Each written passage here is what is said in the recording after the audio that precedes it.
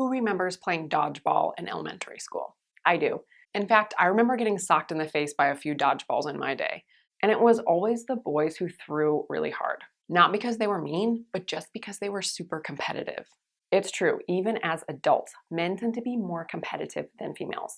They're drawn to enter competitions and compete more fiercely for rewards, raises, and promotions. So women tend to get left in the dust a little when it comes to competition, especially in the professional world.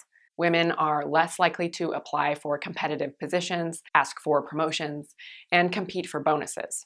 There are probably several reasons for this, including our biology and society, but the question is, what can we do to close that gender gap and make sure that women compete alongside men? As it turns out, subtle persuasion might just be the trick. One type of super subtle persuasion is called priming. Priming is when a person is exposed to a subtle cue in his or her environment and later on, without knowing it, makes a decision based on that cue. The cue is called a prime. We don't know it, but our memories store information about primes. This is because our brains attach meaning to all kinds of words, images, colors, and behaviors. For example, if when you walked into a grocery store and were handed a heart-shaped flyer by a volunteer and were asked to donate some canned goods for a food drive, you'd probably be more likely to donate than if you were handed a regular flyer.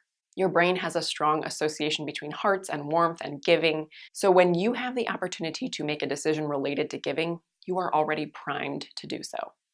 Priming has been used to persuade people unconsciously to work harder on tasks, act more antisocially, prioritize tasks better, and many other behaviors. So, how can we use primes for competitiveness? Well, when people feel they're in control, they tend to be more likely to compete.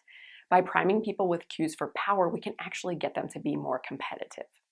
In one study, when they were asked to first write about a time when they felt they had control over a situation with others, people were more likely to compete fiercely in tasks later.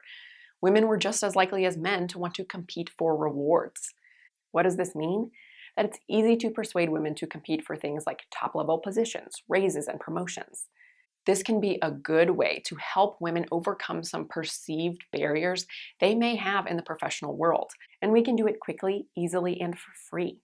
Human resources departments can easily prime employees to want to compete without needing a lot of time, effort, or commitment.